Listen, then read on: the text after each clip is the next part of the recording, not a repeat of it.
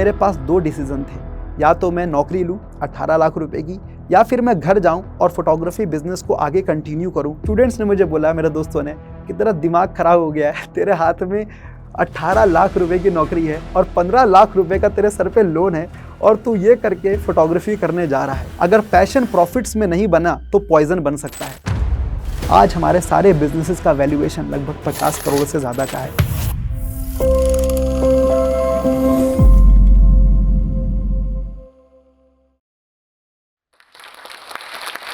Hi everyone, आप लोगों को बहुत बहुत नमस्कार प्यार। दोस्तों, मेरा नाम अब्दुल्ला अंसारी है और मैं को फाउंडर हूं एक ब्रांड द मलबरी वेडिंग्स का।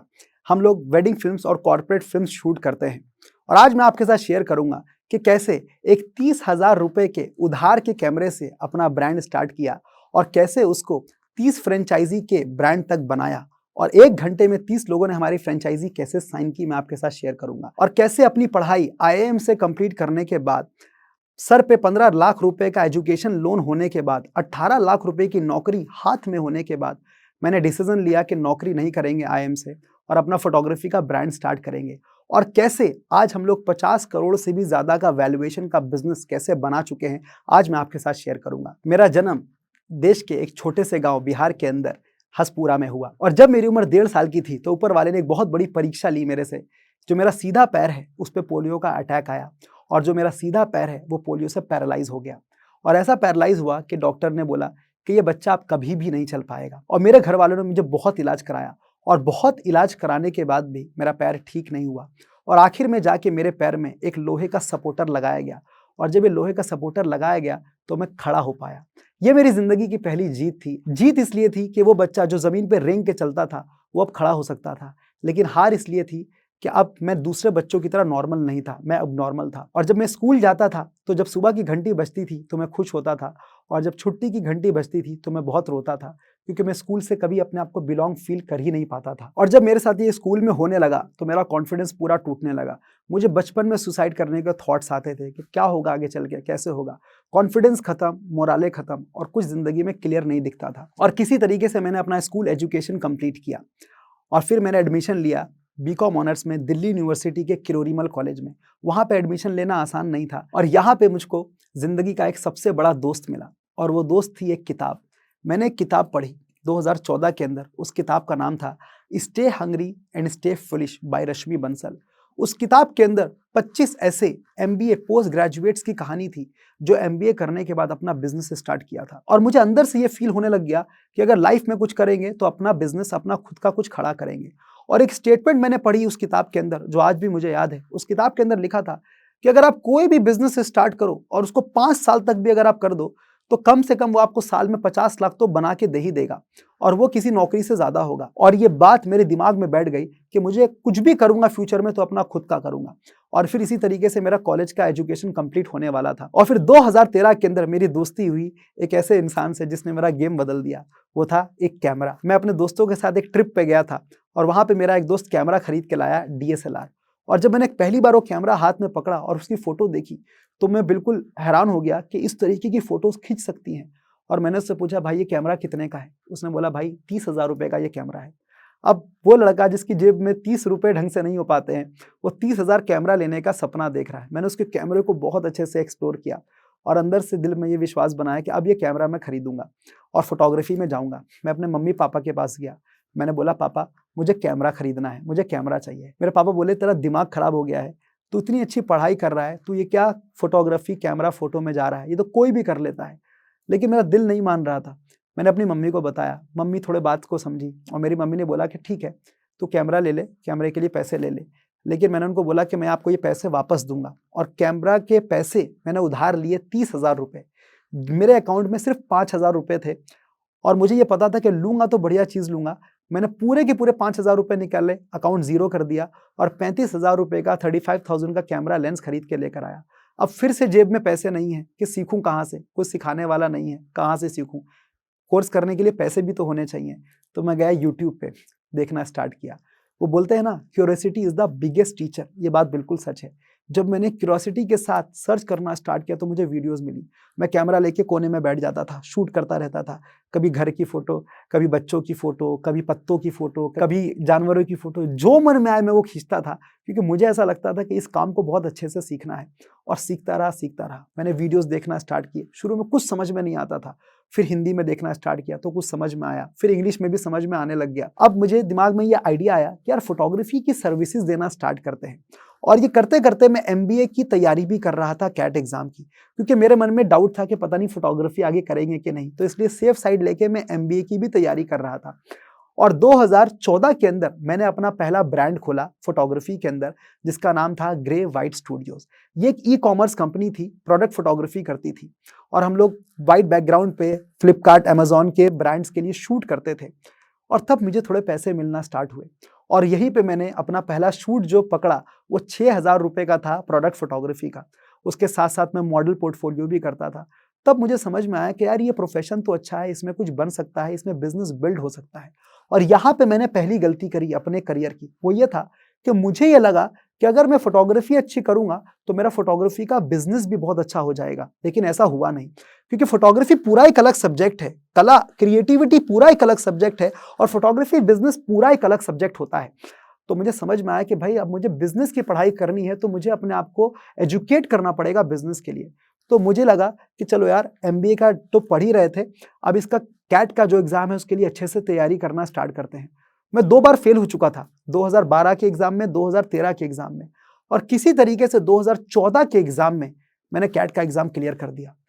और फिर से डिसीजन बना कि यार मैं फोटोग्राफी को कंटिन्यू करूं या मैं बिजनेस की पढ़ाई पढ़ने एमबीए करने जाऊं। और फिर मैंने फैसला लिया दिल से कि चलो यार एमबीए करने जाते हैं। और जब मैंने आईएम जाने का फैसला लिया तो अब बात आई फिर से पैसों की, कि 15 लाख रुपए एजुकेशन फीस लगेगी, कौन देगा।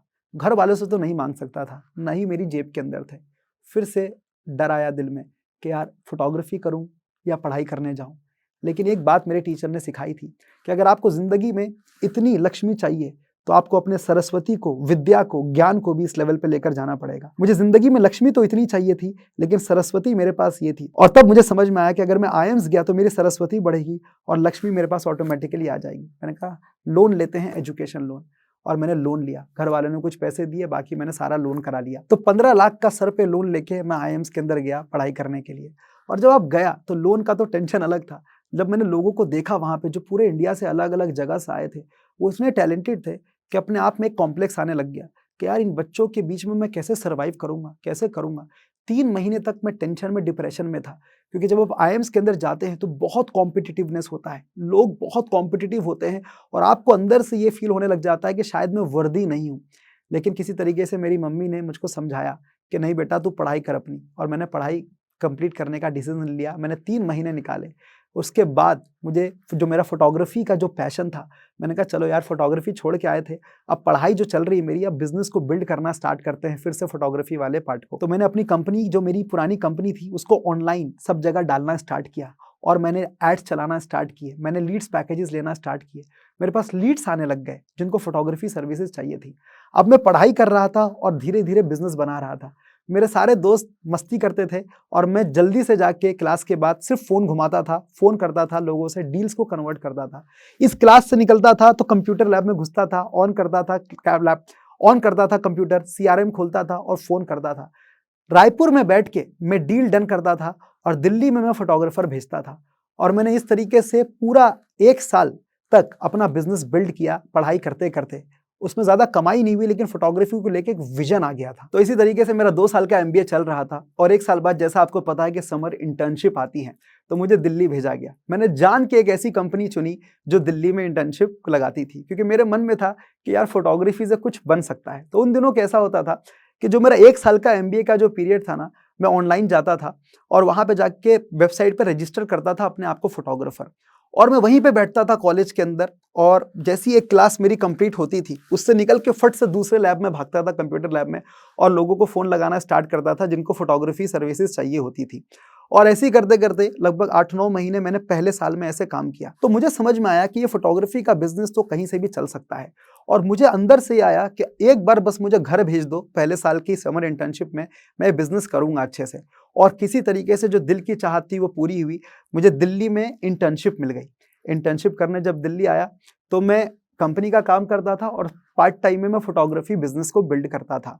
मैंने अप्रैल मई जून 2017 का बहुत शिद्दत से मैंने काम किया और ये 3 महीने में मैंने लगभग 3.5 लाख रुपए कमाए और जो पैसे बचे उसको मैंने दोबारा से बिजनेस में लगाया और तब मुझे समझ में आया कि फोटोग्राफी में बहुत पावर है। और फिर दूसरे साल के एमबीए के लिए मैं फिर से आईआईएम्स गया। अब इस बार खेल थोड़ा अलग था। अब मुझे थोड़ा स्वाद लग गया था फोटोग्राफी बिजनेस का, लेकिन अब फिर से मैं वहां चला गया। अब दिल्ली में कोई काम करने वाला नहीं है, तो फिर मैंने दिल्ली में टीम हायर की और उनको बोला कि देखो मैं तुमको यहाँ से प्रोजेक्ट्स भेजूंगा, शूट भेजूंगा, तुम शूट करना और तुम शूट करना, तुमको तुम्हारा उसका इनकम मिलेगा और फिर हम धीरे धीरे इस बिजनेस को ग्रो करेंगे। और 2017 से लेके एमबीए कंप्लीट होने तक 2018 तक लगभग 15 लाख रुपए का टर्नओवर मैंने पढ़ाई करते करते ही कर दिया। और तब मुझे समझ में आया कि अगर मैं पढ़ते पढ़ते 15 लाख रुपए का टर्नओवर कर सकता हूं, तो अगर मैं फुल टाइम आ गया तो बहुत गेम अलग हो जाएगा। लेकिन दिल में फिर भी डर था कि यार अगर घर पे गए और अगर चला नहीं तो क्या होगा। तो कॉलेज में कंपनीज आती हैं, प्लेसमेंट्स होती हैं, कंपनीज आना स्टार्ट हुई। फिर अब आखिर का समय आ गया था। दिल में अंदर से चल रहा था कि फोटोग्राफी को आगे लेकर घर पे जाते हैं, लेकिन दिमाग सब लोगों को देख के ऐसा लग रहा था कि जॉब ही कर लेते हैं। मैंने प्लेसमेंट्स में बैठना स्टार्ट किया और किसी तरीके से मुझे एक 18 लाख रुपए का प्लेसमेंट फाइनलाइज हो गया जो मुझे मिल रहा था। अब मेरे पास 2 डिसीजन थे, या तो मैं नौकरी लूं 18 लाख रुपए की, या फिर मैं घर जाऊं और फोटोग्राफी बिजनेस को आगे कंटिन्यू करूं, क्योंकि उसकी मुझे पावर पता लग चुकी थी। तो स्टूडेंट्स ने मुझे बोला, मेरे दोस्तों ने, कि तेरा दिमाग खराब हो गया है, तेरे हाथ में 18 लाख रुपए की नौकरी है और 15 लाख रुपए का तेरे सर पे लोन है और तू ये करके फोटोग्राफी करने जा रहा है। फोटोग्राफी पैशन के लिए ठीक है, लेकिन प्रोफेशन के लिए कुछ कह नहीं सकते। अगर पैशन प्रॉफिट्स में नहीं बना तो पॉइजन बन सकता है। उनकी बात मुझे समझ में आ रही थी, पापा की भी बात मुझे समझ में आई। जब मैंने उनको फोन किया उन्होंने भी सेम बात बोली, लेकिन दिल नहीं मान रहा था। और मैं गया घर, मैंने पापा को बोला, पापा मुझे 1 साल करने दो फोटोग्राफी का काम, डिग्री मेरे पास है, मैं चला के दिखा दूंगा, नहीं चला तो नौकरी कर लेंगे दोबारा। मैं घर आया, मैंने काम करना स्टार्ट किया शहर के अंदर। स्ट्रगल बहुत आए, दिक्कतें बहुत आई, गलतियां बहुत हुई। और जब मैं दिल्ली आया तो मेरे पास कोई टीम नहीं थी, मैं अकेला था। मैं एक हाथ में एल्बम उठाता था, एक हाथ में कैमरा उठाता था और दिल्ली की हर एक गली में जाके मीटिंग करता था। न दिन देखी ना रात, न धूप देखी ना बरसात, काम करता रहा।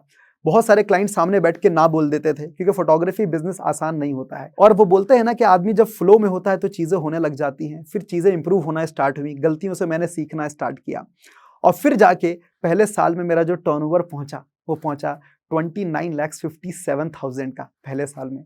और फिर जो लोन था मेरे सर पे, जो 15 लाख का लोन था, उसको मैंने धीरे धीरे उतारना स्टार्ट किया। और अब आया दूसरा साल, ये साल था 2019 का। और यहाँ पे जब मैंने काम करना स्टार्ट किया तो लेवल बढ़ चुका था। अब और प्रॉब्लम्स, चैलेंजेस आना स्टार्ट हुए। शूटर्स गलतियां करते थे, काम सही से नहीं करते थे, एडिटर्स उस तरीके से डिलीवर नहीं करते थे, शूट पे कभी ना कभी कुछ ना कुछ मिस हो जाता था, कभी कभी डेटा भी मिस हो जाता था शूट का। और इस समय मैंने अल्टीमेट डिप्रेशन और स्ट्रेस झेला, क्योंकि बहुत गलतियां हो रही थी। और तब मुझे समझ में आया कि अब इसको सिस्टम्स में डालना पड़ेगा, प्रोसेसेस बनाने पड़ेंगे, और धीरे धीरे इंप्रूव किया। दूसरे साल में जो टर्नओवर किया वो किया लगभग 60 लाख रुपीस का। ये दूसरे साल का टर्नओवर था। फिर मुझे समझ में आया कि अब पीछे मुड़ के नहीं देखना है। बहुत अच्छा चला 2018, 2019 और फिर आया 2020 और कोविड के समय तक हम लोग 1 करोड़ का टर्नओवर टच कर चुके थे। लेकिन जैसे ही कोविड आया ये बिजनेस बिल्कुल नीचे चला गया, बिजनेस खत्म हो गया, क्योंकि इवेंट इंडस्ट्री खत्म हो चुकी थी। किसी को शूट्स नहीं कराने थे, किसी को पार्टीज नहीं करनी थी, किसी को सेलिब्रेट नहीं करना था। और तब मुझे समझ में आया कि काम कैसे आएगा, बिजनेस कैसे आएगा। और यहाँ पे पॉज आ गया। अब लोगों की सैलरी देनी है, लोगों को वापस नहीं भेज सकते हैं, अकाउंट में 1-1.5 लाख रुपए हैं, कैसे करें, क्या करें। और वो बोलते हैं ना कि हर एक एडवर्सिटी एक अपॉर्चुनिटी लेकर आती है। तब मुझे मेरे एक टीचर मिले, मेरे कोच मिले, उनसे मैंने सीखना स्टार्ट किया। और तब मुझे समझ में आया कि लाइफ में एक मेंटोर टीचर होना कितना ज़्यादा ज़रूरी है। उनका नाम था कुलदीप गुप्ता। उनसे मैं मिला ग्रेटर कैलाश के अंदर, और उनको मैंने बताया कि सर बिजनेस नीचे चला गया है। उन्होंने मुझे बिल्कुल बच्चे की तरह पेन पेपर पर सिखाना स्टार्ट किया कि तू क्रिएटिविटी तो समझ रहा है, लेकिन फोटोग्राफी का बिजनेस नहीं समझ रहा है, क्लाइंट को कैसे डिलीवरी देना है तू वो नहीं समझ रहा है। और ऐसा लगा कि फिर से मैंने एमबीए में एडमिशन लिया। मैंने फिर से पढ़ना स्टार्ट किया पर्सनली उनसे, और बिजनेस धीरे धीरे बढ़ना स्टार्ट हुआ। और यहाँ से स्टार्ट हुआ मेरा दूसरा बिजनेस। जब मुझे और और जब मुझे ये दिखा कि एक टीचर की मदद से मेरा बिजनेस बढ़ सकता है, तो क्यों ना मैं पूरे देश के फोटोग्राफर्स को सिखाना स्टार्ट करूं कि कैसे मैंने अपना फोटोग्राफी बिजनेस ग्रो किया, वो भी कैसे कर सकते हैं। और फिर मैंने लॉन्च किया अपना इंडिया फोटोग्राफर्स क्लब, जो देश के फोटोग्राफर्स को ट्रेनिंग देता है, कोचिंग देता है उनके बिजनेस को ग्रो करने के लिए। और फिर मैंने 2020 के अंदर अक्टूबर महीने के अंदर अपना पहला वर्कशॉप किया। मैं वर्कशॉप में बैठा था, बहुत सारे फोटोग्राफर्स बैठे थे और मैं उनको बता रहा था कि कैसे ये प्रोग्राम उनके बिजनेस को ग्रो कर सकता है। और जैसे ही मैंने उनको ऑफर दिया, किसी ने भी नहीं खरीदा। जीरो सेल्स, मेरे पैसे लग चुके थे जेब से। 7 महीने तक मैंने प्रोग्राम बनाया था, दिन रात बैठ के रिकॉर्डिंग की थी कोर्सेज की, दिन रात बैठ के लैपटॉप पे बैठ के खुद सबटाइटल्स लिखे थे वीडियोस के अंदर। उस समय एआई नहीं होता था जो सबटाइटल्स लिख दिए जाएं। और जीरो सेल्स जब आई तो मुझे लगा अब तो ये गया। इतनी उम्मीद से स्टार्ट किया था और मैं जाके सो गया बेड पे। जब भी मुझे थोड़ा सा लोड आता है मैं सो जाता हूँ। और फिर मुझे एक फोन आता है, वो बोलता है सर, जो आज आपने 5,000 रुपए का कोर्स दिया ना, मुझे वो लेना है। और जब उसने मुझे वो बोला, तब मुझे एक बात क्लियर हो गई कि अगर एक बंदा ये कोर्स खरीद सकता है तो फिर अब हजारों लाखों लोग खरीदेंगे। अब मुझे समझ में आ गया। मैंने फिर से ऐड चलाए और फिर से मैंने सेशंस लेना स्टार्ट किए। और इस बार जो दूसरे वाले वेबिनार किया मैंने, इसके अंदर 15 लोग बैठे थे और 15 लोगों में से 50% लोगों ने खरीद लिया। 7 लोगों ने मेरा प्रोग्राम लिया। 5,000 रुपए का एक प्रोग्राम था, मेरे अकाउंट में 35,000 रुपए आए। और तब मुझे एक समझ में आया कि वाह, ये क्या चीज़ है। अब एक नया वेंचर स्टार्ट हो रहा है, एक नया ट्रेनिंग बिजनेस स्टार्ट हो रहा है, जहाँ पे फोटोग्राफर्स को भी सीखने को मिल रहा है और उनके लिए, और उसके बदले वो पे करने के लिए रेडी है। उसके बाद करते रहे, फोटोग्राफी बिजनेस अपना चलता रहा, बहुत अच्छे से चला। और फिर जाके मैंने एक प्रोग्राम लॉन्च किया जिसका नाम था इंडिया फोटोग्राफर्स क्लब का डायमंड प्रोग्राम। ये प्रोग्राम 1 लाख रुपए प्लस जीएसटी का था। फोटोग्राफी इंडस्ट्री में 1 लाख रुपए कोई एजुकेशन पे करे, ये पॉसिबल नहीं है। कैमरा पे तो खर्च करते हैं, लेकिन पढ़ाई के लिए एक फोटोग्राफर खर्च करे, ये पॉसिबल नहीं है। तो मुझे अंदर से दिल में आया कि क्या पता लोग ले लें, बनाता हूँ। बहुत दिल से बना रहा हूँ प्रोग्राम, ये बहुत दिल से उसको डिजाइन किया, उसके वीडियोस रिकॉर्ड किए। और फिर मैंने लॉन्च करने के लिए मैंने लोगों को बुलाया, फोटोग्राफर्स को बुलाया। दिल धक धक कर रहा था। मुझे आज भी वो दिन याद है, 31 अक्टूबर 2022 का वो दिन था। और मैं सेशन में बैठा था, बहुत सारे फोटोग्राफर बैठे थे और मुझे लग रहा था कोई लेगा नहीं। और रूम के अंदर मुझे याद नहीं कितने लोग बैठे थे, लेकिन जैसे ही मैंने लॉन्च किया, विद इन 15 टू 20 मिनट्स 43 लोगों ने 1 लाख रुपए प्लस जीएसटी का प्रोग्राम लिया। और मुझे तब समझ में आया कि लोगों को कितनी ज़रूरत है राइट एजुकेशन की। और उस समय मैं रोया, मेरी आंखों में आंसू थे, क्योंकि मैंने लाइफ में इस लेवल की इनकम नहीं देखी थी। और दिल में ये विश्वास था कि ये सारे फोटोग्राफर्स को बहुत आगे लेकर जाना है। और उसके बाद फिर पीछे मुड़ के नहीं देखा। आईपीसी का टर्नओवर बढ़ने लग गया, मेरे मलबरी वेडिंग्स का टर्नओवर बढ़ने लग गया। और फिर आया मेरे पास तीसरा बिजनेस का आइडिया। वो ये था कि अगर मैं अपना कोचिंग बिजनेस ग्रो कर सकता हूँ, तो मैं इंडिया के कोचेस को भी ग्रो करने में हेल्प कर सकता हूँ। और उस समय मेरी जो फियांसे थी आफरीन, उनके साथ मैं डिस्कस कर रहा था कि क्या ये हम स्टार्ट कर सकते हैं। और वो मुझे हमेशा बोलती थी कि कुछ हम लोग साथ में मिलकर स्टार्ट करते हैं। और फिर जब हमने ये तीसरे बिजनेस का आइडिया रखा, तो शी सेड कि वी कैन लॉन्च इट। और हमने हमारी मार्केटिंग एजेंसी लॉन्च की इंडिया के कोचेस कंसल्टेंट्स के लिए। और फिर हमारी एजेंसी इंटरनेशनल गई, नेशनल गई, वो हमारा तीसरा बिजनेस बना। तो अब हमारे पास 3 बिजनेसेस थे। हमारा खुद का ब्रांड द मलबरी वेडिंग्स, जो फोटोग्राफी फिल्म मेकिंग में था, एजेंसी, मार्केटिंग एजेंसी, और मेरा खुद का ट्रेनिंग बिजनेस। और इस पॉइंट तक आते आते तक मैं अपनी कंपनीज का टर्नओवर मिला के 10 करोड़ अचीव कर चुका था, 10 करोड़ के टर्नओवर पे आ चुका था।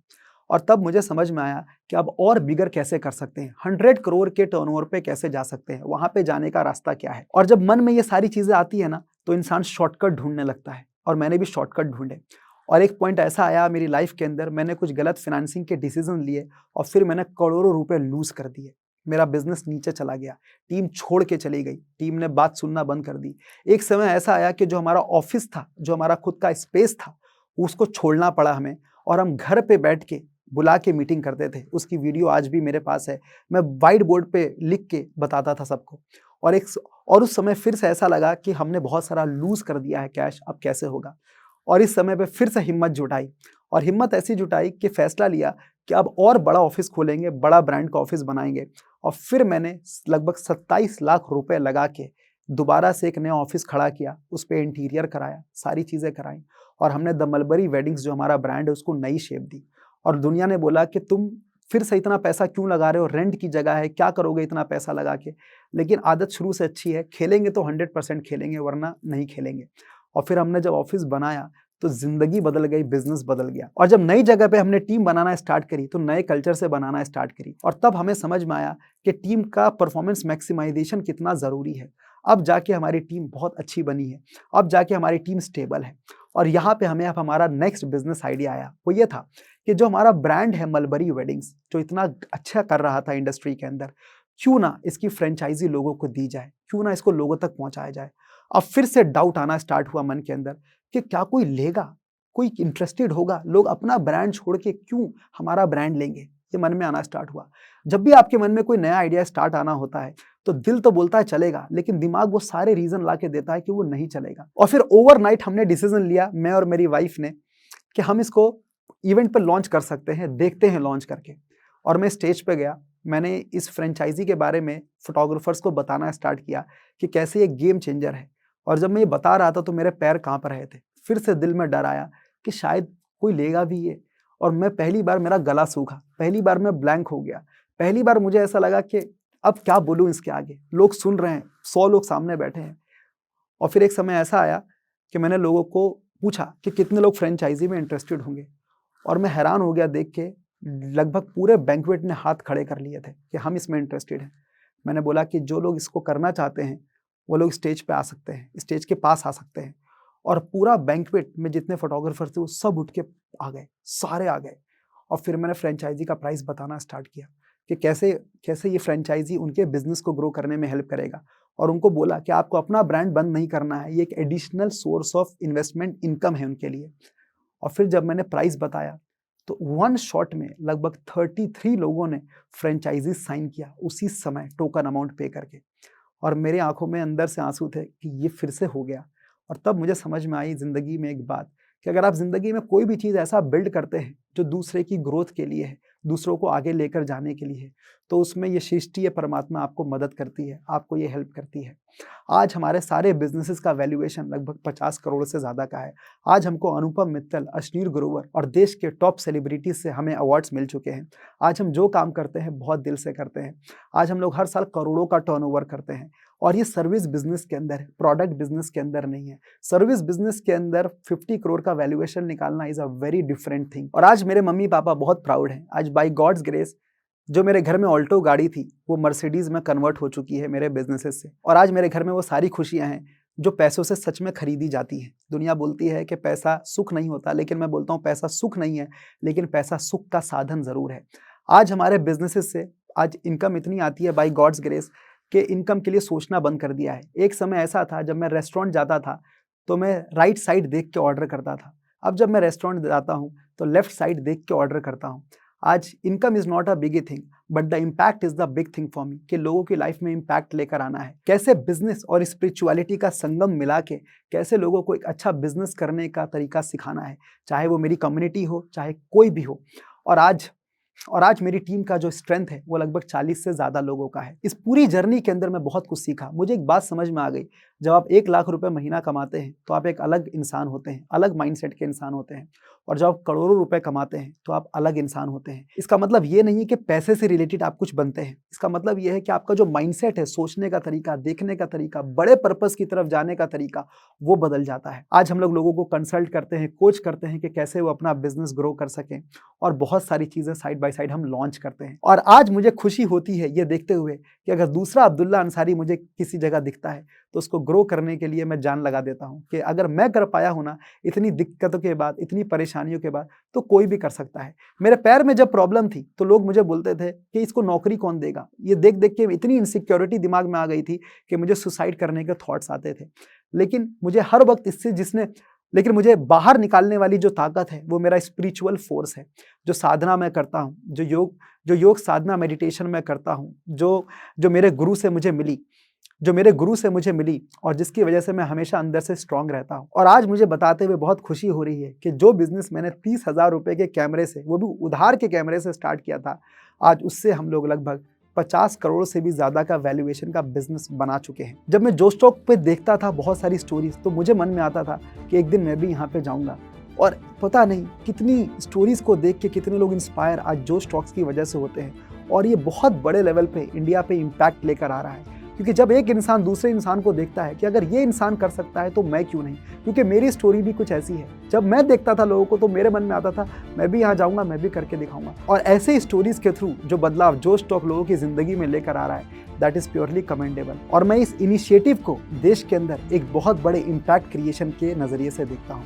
Thank you so much, Josh Talks, for inviting me to share my story with the world and inspiring everyone. Thank you so much. Stay happy, stay spiritual, and stay blessed. Thank you so much.